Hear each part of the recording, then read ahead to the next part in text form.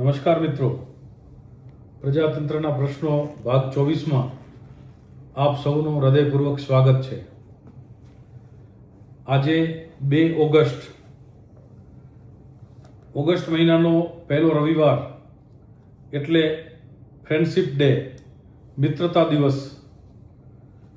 આ દિવસની ઉજવણી સૌ મિત્રો સાથે મળીને કરતા હોય છે. મિત્રતાનું જીવનની અંદર ખૂબ મહત્વ હોય છે. મિત્ર અનેક રીતે હોઈ શકે. સાથે ભણતા હોય ત્યારે સહપાઠી મિત્ર હોય, આપણા નજીકના રિલેટિવ્સ એ પણ મિત્ર હોય, આપણા સહકર્મચારી પણ મિત્ર હોય, અને અમારા જેવા જાહેર જીવનના લોકો માટે પ્રજા પણ મિત્રનું રોલ નિભાવતી હોય. નિસ્વાર્થ પ્રેમ જ્યાં હોય ત્યાં મિત્રતા હોય. રોજે રોજ અનુભવ થતો હોય છે. કેટલાય વાગડ વિસ્તારના ખેડૂતો જેને કોઈ જ કામ ન હોય, વડીલો છે, પરંતુ માત્ર 15 દિવસ 20 દિવસ કે મહિનો થાય એટલે એક વખત ફોન કરીને એ લાગણીસભર રીતે આપણા સમાચાર પૂછતા હોય છે. આવા અનેક મિત્રોના કારણે આપણને પ્રેરણા મળતી હોય, શક્તિ મળતી હોય, કામ કરવા માટે નવી ઉર્જા મળતી હોય છે. મિત્રતા એ નિઃશુલ્ક હોય છે. મિત્રતા એ નિઃશુલ્ક સંબંધ છે, ન કરાર છે, ન શરત છે, ન કંઈ આપ્યા પછી પરત છે. જીવનમાં એક એવો ખભો કે જ્યાં મુશ્કેલી અને મૂંઝવણમાં રડી પણ શકાય અને ખભો પકડીને કહી શકાય, યાર તું મૂંઝાતો નહીં, હું છું ને, હું છું ને. એ શબ્દને ખરા સમયે સાબિત કરે તે સાચો મિત્ર. મને ગર્વ છે મારા પાસે તમારા જેવા મિત્રો છે. આજના આ ખાસ દિવસે ચાલો આપણા એ બધા ખાસ મિત્રોને દિલથી આભાર માનીએ જેમણે આપણું જીવન સુંદર અને યાદગાર બનાવ્યું છે. મિત્રતાની અંદર કોઈ શરત નથી હોતી. મારો મિત્ર ક્યારેય પણ હારે નહીં, હું એની દરેક મુશ્કેલીઓની અંદર એની પડખે ઊભો રહું. આવો ભાવ એ સાચી મિત્રતાની નિશાની છે. મિત્રો, આજે ગુજરાતના પૂર્વ મુખ્યમંત્રી સ્વર્ગસ્થ વિજયભાઈ રૂપાણીની જન્મ જયંતિ છે. જન્મ જયંતિના આ દિવસે એમના પવિત્ર આત્માને કોટી કોટી વંદન કરીએ છીએ. મારા જીવનના ધારાસભ્ય કાર્યકાળ દરમિયાન પરમ આદરણીય વિજયભાઈ રૂપાણીના નેતૃત્વની અંદર કામ કરવાનો મને અવસર મળ્યો છે. એમની સંવેદનશીલતા અને કાર્યકર્તા સાથેની આત્મીયતા, સામાન્ય પ્રજાજન પોતાના પ્રશ્નો લઈને એમની પાસે સહજતાથી જઈ શકે એ પદ્ધતિથી કામ કરતા મુખ્યમંત્રી તરીકે મેં એમને જોયા છે. એમના વ્યક્તિગત જીવનની અંદર પણ ઘણી મુશ્કેલીઓ એમણે સહી છે અને એને સેવાનું માધ્યમ બનાવીને એમણે પોતાના જીવનની અંદર એ આગળ વધ્યા છે. કચ્છ જિલ્લાને લાગે વળગે છે ત્યાં સુધી એમની સાથેનો એક અલગ પ્રકારનો સંબંધ એટલા માટે રહ્યો છે કે 1975માં કટોકટી કાળ દરમિયાન લગભગ 11 મહિના જેટલો જેલવાસ એમને થયો હતો અને એ જેલવાસ એમણે કચ્છની જેલની અંદર વિતાવ્યો હતો.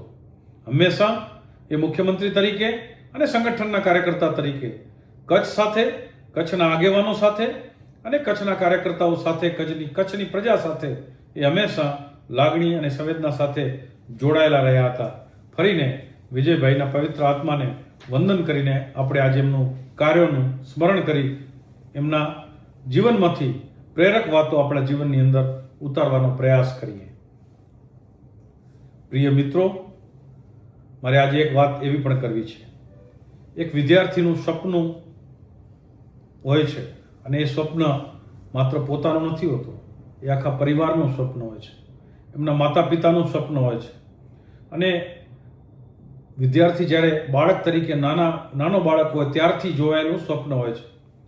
પૂરા પરિવારે મહેનત, પરિશ્રમ અને ત્યાગથી એ વિદ્યાર્થીને એના જીવનના નિર્માણની અંદર અનેક આશા અને અપેક્ષાઓ અને સ્વપ્ન જોયા હોય છે. અને જ્યારે પ્રશ્નપત્ર લીક થાય અથવા એની અંદર કોઈ ગેરરીતિ થાય ત્યારે એ માત્ર એક વિદ્યાર્થીનું નહીં, એની સાથે જોડાયેલા એના આખા પરિવારના સ્વપ્નને ખૂબ મોટું નુકસાન થતું હોય છે. વર્ષો સુધી કેન્દ્ર સરકારનો આ દેશની અંદર પેપર લીક બાબતે કોઈ જ કાનૂન કે કાયદો નહોતો. આદરણીય પ્રધાનમંત્રી નરેન્દ્ર મોદી સાહેબના નેતૃત્વમાં એ કાનૂન બન્યું હતું અને તેમ છતાંય પેપર લીકની ઘટનાઓ આપણી નજર સામે આવી રહી હતી.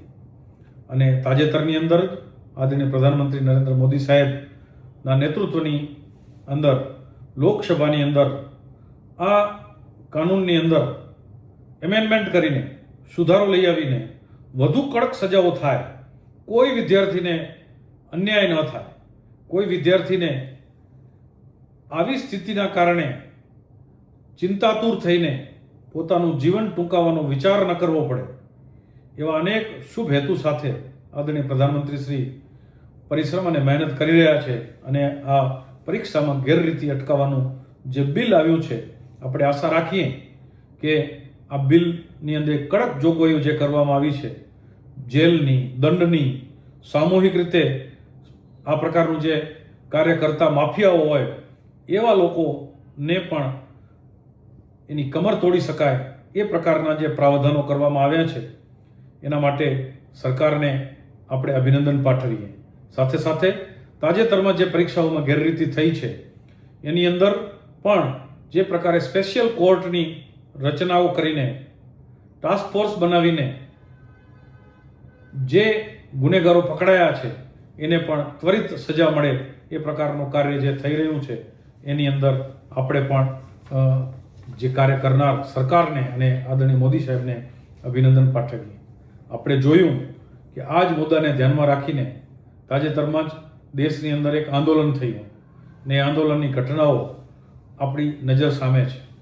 કેટલાક વિદ્યાર્થીની આડમાં અથવા વિદ્યાર્થી અને યુવા વર્ગ એ કદાચ આ આંદોલનની અંદર જે પ્રકારની ભાષા પ્રયોગ થયા એ આપણા મનને ખૂબ દુઃખ પહોંચાડે એ પ્રકારના છે.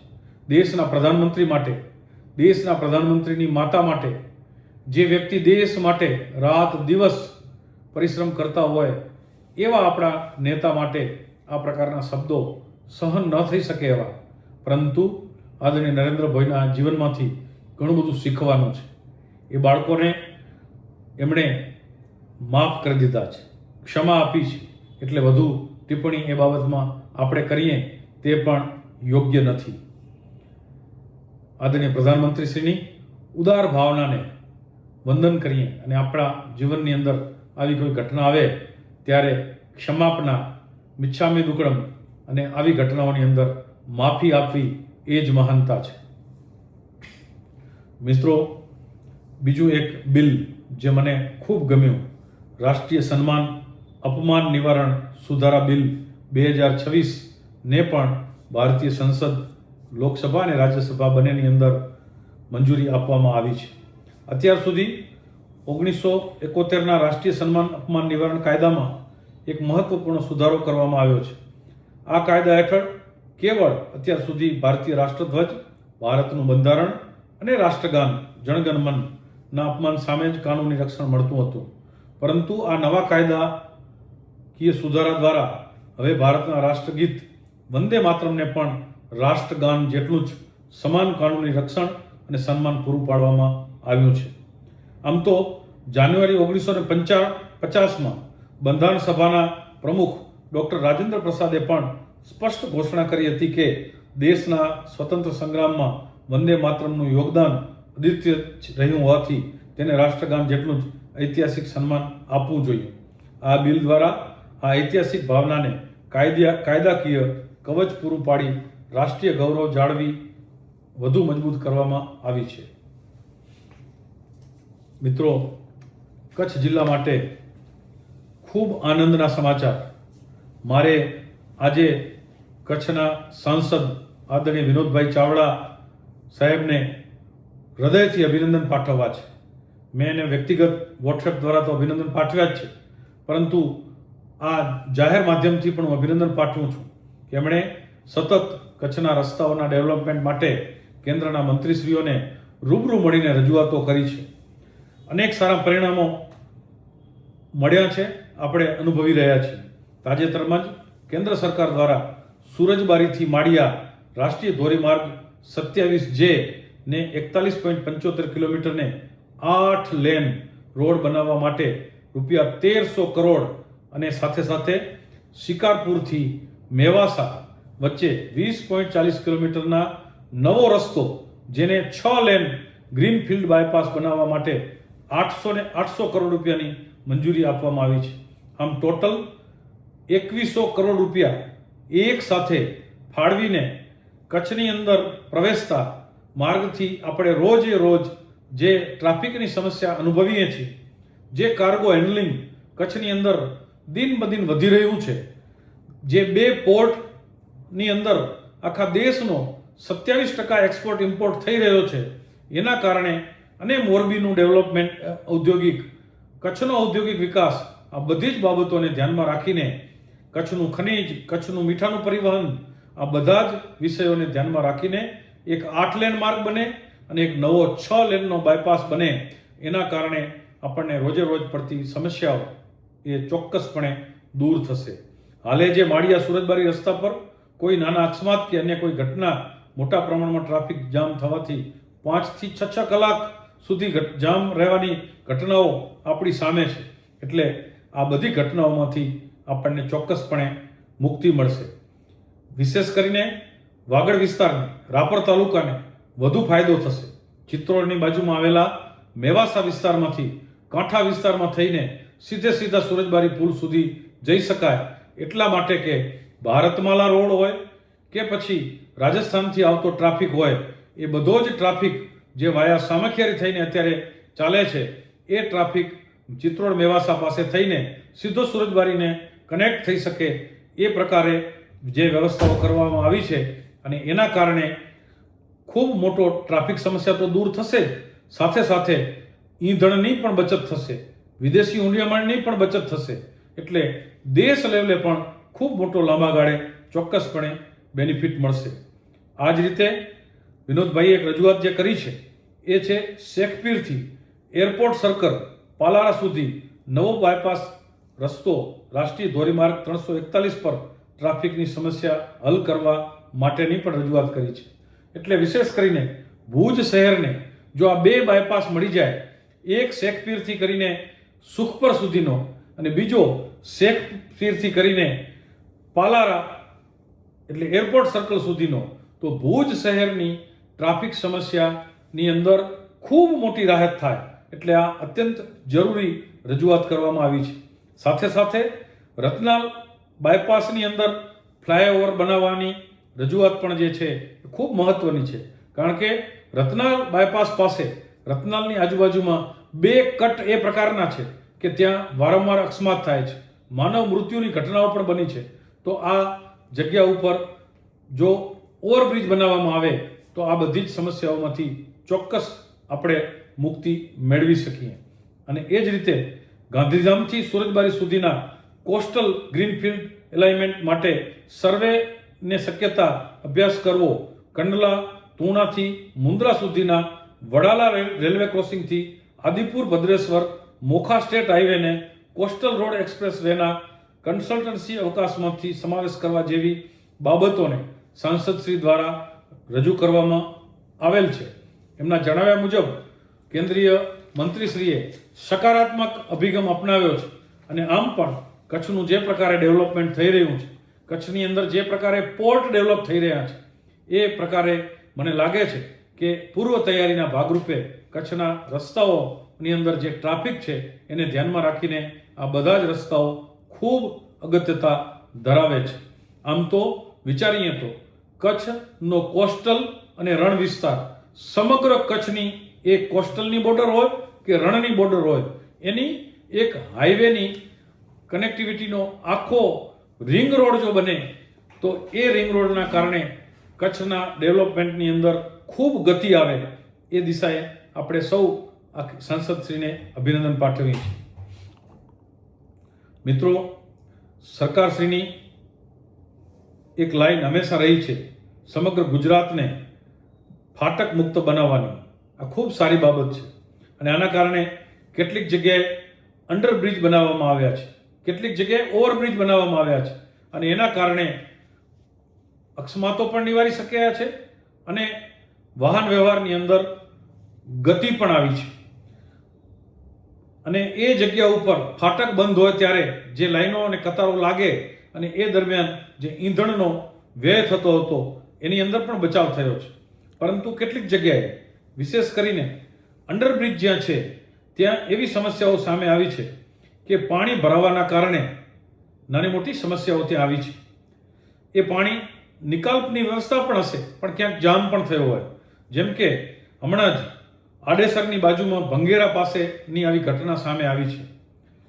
મારી એક લાગણી છે કે કમસે કમ આવા અંડરબ્રિજોની અંદર એક પાણી કેટલું ભરાયેલું છે એનું જો મેજરમેન્ટ મૂકવામાં આવે તો વાહન વ્યવહારને અનુકૂળતા રહે. વાહન ઉતારનારને પહેલેથી ખ્યાલ હોય કે આ પાણીની ઊંડાઈ કેટલી છે અને એની આજુબાજુમાંથી જ્યાં પણ નિકાલની ડ્રેનેજની વ્યવસ્થા હોય એ વ્યવસ્થા દર વર્ષે ચોમાસાથી પહેલાં જો એ ચોકઅપ ન થાય એ પ્રકારે એની સફાઈ થઈ જાય તો મને લાગે છે કે આ સમસ્યાને આપણે નિવારણ ચોક્કસપણે કરી શકીએ. મારે આજે કચ્છ જિલ્લાની અંદર વરસાદ જે થયો છે એનો પણ આપણે સૌ આનંદ વ્યક્ત કરીએ, મેઘરાજાને વધાવીએ. કચ્છ જિલ્લો એ વર્ષોથી આપણે જોતા હતા કે વરસાદનું મહત્વ આપણે ત્યાં વિશેષ હોય, કારણ કે અગાઉના સમયની અંદર 10 વર્ષમાંથી 4-5 વર્ષ કે એથી વધુ દુષ્કાળ પડે.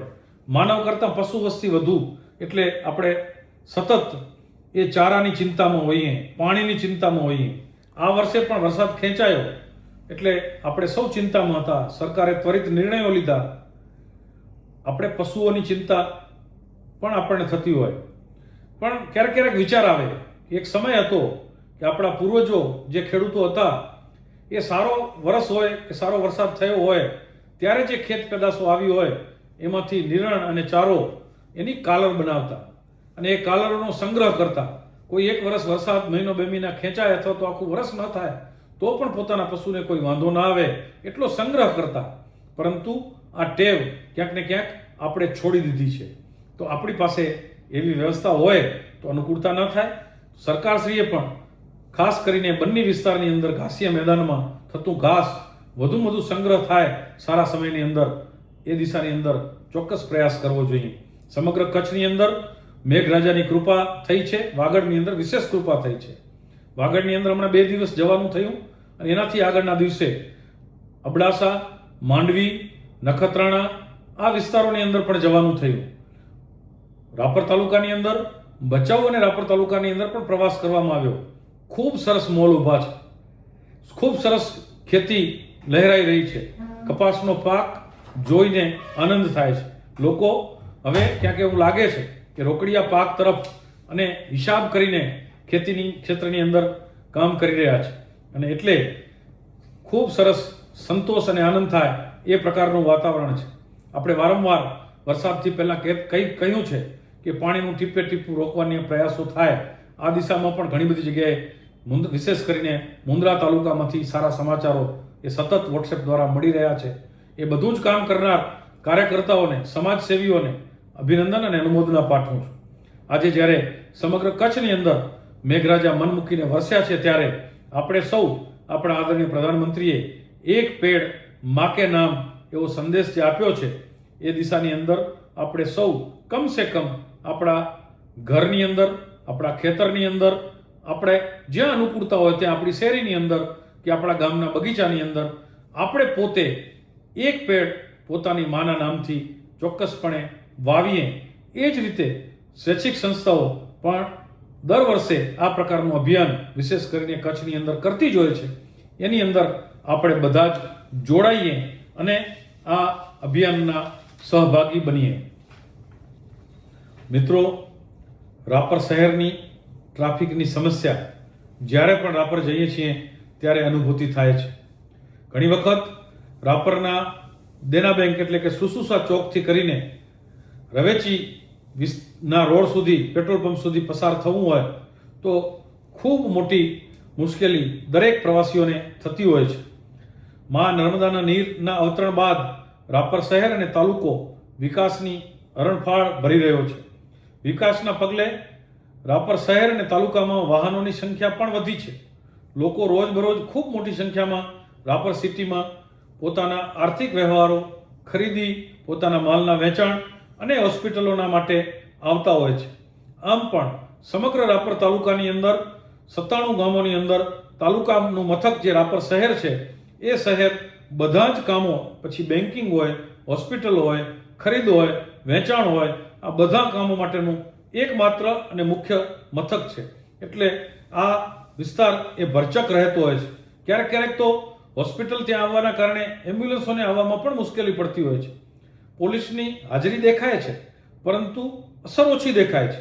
શહેરની અંદરના ભાગમાં જે સમસ્યાઓ છે એ ક્યાંક ને ક્યાંક હું કાનો કાન સાંભળતો હોઉં છું ત્યારે એમાં ધ્યાનમાં આવે છે કે ત્યાં પોતાની દુકાનની આગળ પણ કોઈ લારી માટે ભાડે જગ્યા આપવી, આવી ઘટનાઓ પણ કેટલીક સામે આવે છે. આ બધી જ બાબતો માટે નિશ્ચિંત પાર્કિંગ જે વ્યવસ્થા હોય ત્યાં જ પાર્કિંગ થાય. આડેધડ પાર્કિંગના કારણે સમસ્યાઓ વધતી હોય છે. તો આ દિશાની અંદર ટ્રાફિકનું નિયમન કરતી વ્યવસ્થા જે પોલીસ ડિપાર્ટમેન્ટ સંભાળે છે એ વધુ સક્રિય થઈને કામગીરી કરે તો નાગરિકોને ચોક્કસપણે સુવિધા ઉપલબ્ધ થાય. આજે આપણને સૌને ગૌરવ થાય એવા સમાચાર પણ મળી રહ્યા છે.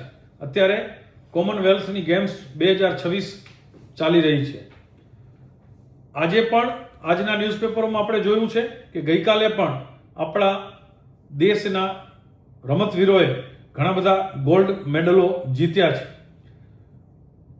અને લગભગ વિશ્વની અંદર આપણે ચોથા કે પાંચમા નંબર ઉપર અત્યાર સુધીમાં આ મેડલો જીતવાની અંદર આપણે આવ્યા છીએ.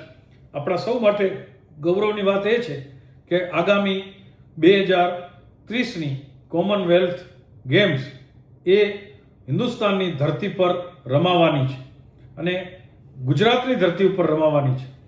આ કોમનવેલ્થ ગેમને 100 વર્ષ પૂર્ણ પણ 2030માં થઈ રહ્યા છે અને 100 વર્ષની ઉજવણી સાથેની કોમનવેલ્થની ગેમ્સ એ અમદાવાદ શહેરને આપવામાં આવી છે. એટલે આ વર્ષનો કોમનવેલ્થ ગેમ્સ જે સમાપન થશે ત્યારે એનો જે ધ્વજ છે એ અધિકારિક રીતે ભારતને સોંપવામાં આવશે. એ આપણા સૌ માટે ગૌરવની વાત છે. મિત્રો, ગુજરાત સરકાર દ્વારા અમૃત 2.0 યોજના હેઠળ રાજ્યના 50,000થી 1 લાખની વસ્તી ધરાવતા 55 શહેરો માટે GIS આધારિત ડેવલપમેન્ટ પ્લાન, માસ્ટર પ્લાન તૈયાર કરવા માટેનો નિર્ણય લેવામાં આવ્યો છે. અંદાજે 40 કરોડના ખર્ચે હાથ ધરાયેલા આ પ્રોજેક્ટ માટે માર્ચ 2027 સુધીમાં આ માસ્ટર પ્લાન પૂર્ણ કરવાનો છે. આપણા સૌ માટે આનંદની વાત એ છે કે આ જે શહેરો 55 પસંદ થયા છે એમાં કચ્છ જિલ્લાના અંજાર, ભચાઉ, માંડવી અને મુન્દ્રા બારોઈ શહેરોનો સમાવેશ કરવામાં આવ્યો છે. આ શહેરોના વિકાસને ધ્યાનમાં રાખીને લાંબા ગાળાનું સુવ્યવસ્થિત આયોજન ચોક્કસપણે કરવામાં આવશે. એ આપણાને દરેકને એના કારણે આપણા આ શહેરોને વિશેષ બેનિફિટ ચોક્કસપણે મળશે. મારે આજે વાત કરવી છે ગાંધીધામ શહેરની. ગાંધીધામ શહેરની સમસ્યાઓ એ જ્યારે કોઈ ગાંધીધામના કાર્યકર્તા મળે, ગાંધીધામના નાગરિકોને મળવાનું થાય અથવા તો ન્યૂઝપેપર અને સમાચારોના માધ્યમથી આપણે જોઈ રહ્યા છીએ કે ગાંધીધામ મહાનગર બન્યું. લોકોને અપેક્ષા હોય કે સમસ્યાઓ ઓછી થશે, હળવી થશે, પરંતુ આ ચોમાસાની અંદર થોડો વરસાદ થાય અને સમસ્યાઓની ભરમાર આપણી સામે આવતી હોય છે. એટલે ગાંધીધામના ચૂંટાયેલા સૌ સદસ્યો, જનપ્રતિનિધિઓ, અધિકારીશ્રીઓ અને શહેરની અંદર સૌથી મહત્વ ધરાવતી ચેમ્બર ઓફ કોમર્સ, આ બધા જ જો સાથે મળીને ગાંધીધામ શહેરની સમસ્યાઓને દૂર કરવાનો પ્રયાસ કરે તો કોઈ કામ અશક્ય નથી હોતું. એટલે બધા સાથે મળીને નાગરિકો માટે એક એવી સુવિધા ઉપલબ્ધ કરી શકાય કે વ્યક્તિગત રીતે પડતી સમસ્યાઓ માટે એક નંબર જાહેર કરીને આ પ્રકારનું કાર્ય પણ થઈ શકે કે ડે ટુ ડે એમની નાગરિકોની સમસ્યા દૂર કરવાનો પ્રયાસ થાય. કોઈ દિવસ દરમિયાન નાગરિકની આવેલી ફરિયાદ એક નંબર ઉપર લેવામાં આવે અને એ નંબર ઉપરથી લાગતા વળગતા અધિકારી શ્રીઓને મૂકવામાં આવે. એક દિવસ કે 2 દિવસ કે 3 દિવસનો સમય આપીને એ વ્યક્તિગત સમસ્યા દૂર કરવાનો પ્રયાસ થાય, પેન્ડિંગ રહેતી સમસ્યા પદાધિકારી પાસે પહોંચે અને એનું નિરાકરણ થાય, તો આખરે નાગરિકોને પોતાને વ્યક્તિગત પડતી સમસ્યા એ યોગ્ય પ્લેટફોર્મ ઉપર રજૂ કરી શકે અને દર અઠવાડિયે અથવા મહિને આંકડા જાહેર કરવામાં આવે કે નાગરિકોના આટલા પ્રશ્નો આવ્યા, આટલા સોલ્વ કરવામાં આવ્યા, આટલા પેન્ડિંગ છે, એ પેન્ડિંગ પ્રશ્નો આટલા દિવસની અંદર સોલ્વ કરવાનો પ્રયાસ કરવામાં આવશે.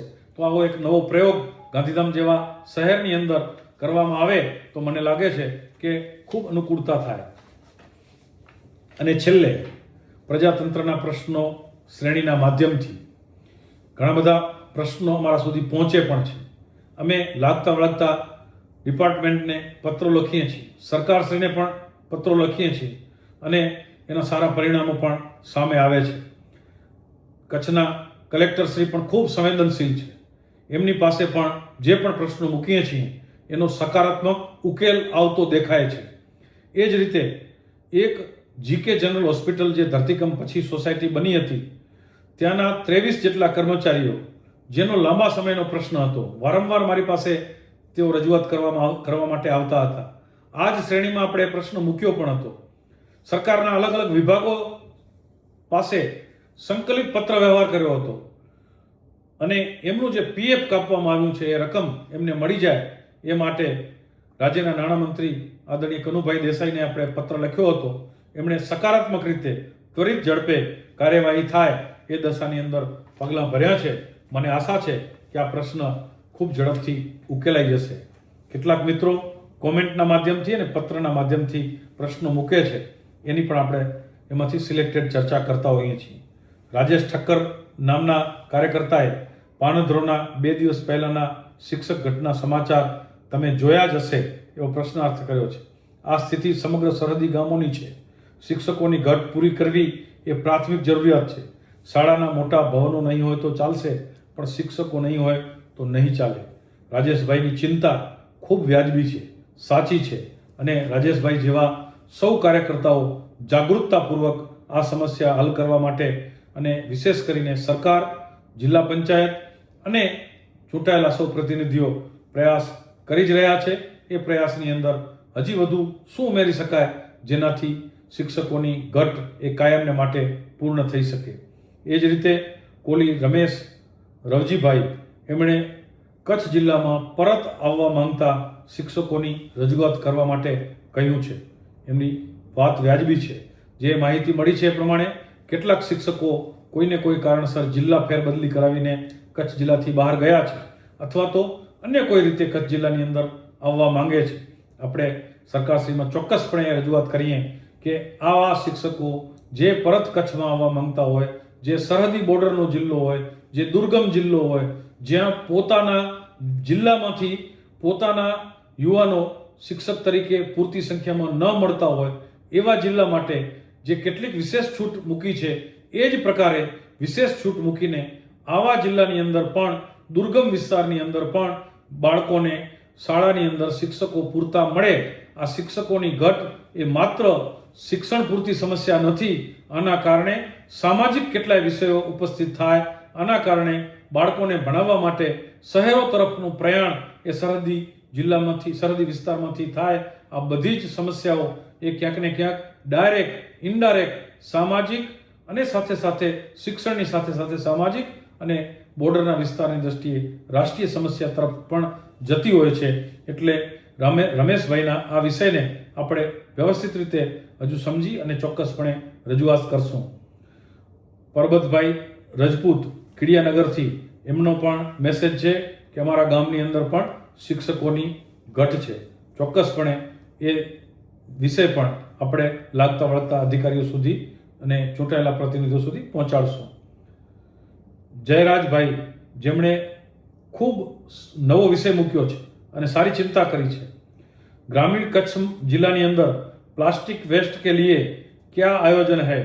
तंत्र के पास नमकीन, बिस्कुट, चॉकलेट, दूध वगैरह के करोड़ों पाउच પડે છે જાહેર સ્થળો પર, બહુ ચિંતા સાચી છે. જયરાજભાઈ, હું તમને સેલ્યુટ કરું છું કે તમે સાચી ચિંતા વ્યક્ત કરી છે. ચોક્કસપણે કેટલાક નિષ્ણાતો સાથે આ વિષયને શેર કરીને તમે પણ તમારી પાસે કોઈ આના માટે સૂચન હોય કે આને કેવી રીતે આનું નિરાકરણ કરવું જોઈએ તો વ્યક્તિગત રીતે મને પત્ર લખજો, અથવા તો તમે આપણે સંપર્ક કરશું, સાથે મીટિંગ કરશું, બેસશું. કોઈ એનજીઓ અથવા કોઈ કંપનીઓ, કચ્છની અંદર અનેક કંપનીઓ છે, એમની પાસે CSR ફંડ છે, એનો ક્યાંય ઉપયોગ થઈ શકે. આ પ્રકારનું જે પ્લાસ્ટિક વેસ્ટ છે એને વેચાણ લઈને રિસાયકલ કરીને એમાંથી કંઈ બનાવી શકાય. ચોક્કસ આ દિશાની અંદર ચિંતન કરશું. અને આ શ્રેણીના માધ્યમથી મારા વાચકોને પણ હું કહું છું કે તમારા મનની અંદર પણ આ પ્રકારનો કોઈ વિચાર હોય તો ચોક્કસપણે મૂકજો. અને આ પ્લાસ્ટિક મુક્તિ માટે પણ તમારા મનની અંદર કોઈ વિચાર હોય તો ચોક્કસપણે મૂકશો, તો એ દિશાની અંદર આપણે જેને જોડવાની જરૂર હશે એને જોડીને પ્રયાસ કરશું. આમ પણ પ્લાસ્ટિક જે છે એ પર્યાવરણને ખૂબ મોટું નુકસાન કરે છે. અને સાથે સાથે કચ્છ તો એ પ્રવાસનનો જિલ્લો છે, એટલે કચ્છની અંદર સ્વચ્છતાની દ્રષ્ટિએ પણ ઘણા બધા પ્રશ્નો ઉપસ્થિત થાય છે. તો ચોક્કસપણે તમે જે વિષય મૂક્યો છે એની સાથે સાથે એક વસ્તુ જે દેખાય છે એ એવી છે કે પાણી પીવા માટેની બોટલ અને પાઉચ, આ પણ આ તમે જે મૂકેલા વિષયની સાથે સાથે ખૂબ મોટા પ્રમાણની અંદર આપણને નજર સમક્ષ દેખાય છે. એટલે નિરાશ થયા વગર કોઈ પણ અભિયાન ચલાવીએ તો એ ક્યારેય નિષ્ફળ જતું નથી હોતું. હું ધારાસભ્ય જ્યારે હતો ત્યારે મેં સમગ્ર રાપર તાલુકાની અંદર પ્લાસ્ટિકના કપમાં ચાય નહીં પીવી જોઈએ એવું અભિયાન ચલાવ્યું હતું. અને મને સંતોષ છે કે આજે લગભગ રાપર તાલુકાની અંદર તમે જશો તો ક્યાંય તમને પ્લાસ્ટિકના કપની અંદર કોઈ ચાય પીતું હોય એ પ્રકારનું નહીં દેખાય. એટલે નિરાશ થયા વગર ચિંતન કરીને કોઈ પણ સમસ્યાનો ઉકેલ કરવાનો પ્રયાસ કરતા રહેવું જોઈએ. જયરાજભાઈને હું હૃદયપૂર્વકના અભિનંદન પાઠવું છું. એ જ રીતે નરપતસિંહ જાડેજા, એમનો પ્રશ્ન પણ ખૂબ સાચો અને ગંભીર છે. એમણે ભુજના ભૂકંપગ્રસ્ત એપાર્ટમેન્ટ ધારકોને ફળવાયેલા નવી શરતના પ્લોટોને જૂની શરતમાં ફેરવવામાં આવે તેવી માંગ 25 વર્ષથી ભુજવાસીઓ કરી રહ્યા છે. હજી સુધી નિવેડો આવ્યો નથી. 25 વર્ષ થયા. એમની વાત, ચિંતા અને રજૂઆત બધું જ સાચું છે. નરપતસિંહભાઈ, હું આપને જણાવવા માંગુ છું કે હમણાં જ તાજેતરની અંદર ગુરુ પૂર્ણિમાના દિવસે આદરણીય ભુજના ધારાસભ્ય શ્રી કેશુભાઈ પટેલ સાથે મારે અનેક સ્થાનો પર દર્શનાર્થે જવાનું થયું હતું. ત્યારે કુદરતી આ જ વિષયની ચર્ચા થઈ હતી. કેશુભાઈ પટેલ સાહેબ આ વિષયની ખૂબ સારી રીતે રજૂઆત પણ કરી છે, ચિંતા પણ કરે છે. એટલે એપાર્ટમેન્ટ ધારકોને જે પ્લોટ ફાળવવામાં આવ્યા છે એ પ્લોટને જૂની શરતમાં નહીં ફરવાના કારણે વેચાણ વ્યવહારોની અંદર તકલીફ પડે છે. ક્યાંક એમને વેચાણ વ્યવહારો થઈ રહ્યા છે. જેને પ્લોટ મળ્યા છે, એમણે મકાન બનાવ્યા છે, એને લોનની અંદર પણ ક્યાંક મુશ્કેલીઓ પડી રહી છે. અને એ જ રીતે બીજો પ્રશ્ન છે, જે બિલ્ડિંગો બિલકુલ પડી ગઈ એ જમીનની પણ ભાગીદારીના પ્રશ્નો છે. અને એ જ રીતે હજી કેટલીક જર્જરિત બિલ્ડિંગો જે ઊભી છે એના પણ પ્રશ્નો છે. બધા અલગ અલગ પ્રશ્નો જે ભૂકંપ પછી 25 વર્ષ પછી પણ નથી ઉકેલાયા, એ ચિંતાજનક બાબત છે. પણ આપણે આશા રાખીએ કે કેશુભાઈ પટેલ સાહેબ આ દિશાની અંદર સતત પ્રયત્નશીલ છે. સાથે સાથે આપણે બધા જ સાથે મળીને ભુજના નગરપાલિકાના પ્રમુખ, ભુજના નગરસેવકો અને જાગૃત નાગરિકો, હું પણ ચોક્કસપણે આની અંદર વિશેષ ડિટેલ મેળવીને મુખ્યમંત્રી સુધી રજૂઆત જે કેશુભાઈ કરી રહ્યા છે એમાં સાથે જોડાઈશ. સાંસદ પણ જોડાય, ચૂંટાયેલા સૌ પ્રતિનિધિઓ જોડાય, રાજકીય પાર્ટીઓ પણ જોડાય, તો સાથે મળીને ચોક્કસપણે આપણે આનો ઉકેલ કરી શકાય. આવા મહત્વપૂર્ણ વિષયો મૂકવા બદલ હું આપ સૌનો આભાર વ્યક્ત કરું છું. પ્રજાતંત્રના પ્રશ્નોની શ્રેણીની અંદર ઘણા બધા લોકો સતત આ વિષય સાથે સકારાત્મક રીતે જોડાઈ રહ્યા છે અને એ બધાને હું અનુમોદના કરું છું. પ્રજાતંત્ર પ્રજા માટે, પ્રજા જાગૃતિ વગર પ્રશ્નોનું નિરાકરણ શક્ય નથી. અને પ્રજા ચોક્કસપણે જાગૃતિપૂર્વક સકારાત્મક રીતે આપણે સૌ સાથે મળીને આપણી આજુબાજુના રોજબરોજના પ્રશ્નો ઉકેલવા માટેના જે અમારા પ્રયાસો છે એની અંદર આપ સૌના સહયોગની અપેક્ષા સાથે આપને જો આ શ્રેણી ગમી હોય તો આપ ચોક્કસપણે કોમેન્ટ કરજો, શેર કરજો અને સાથે સાથે લાઈક કરજો. અસ્તુ. વંદે માતરમ.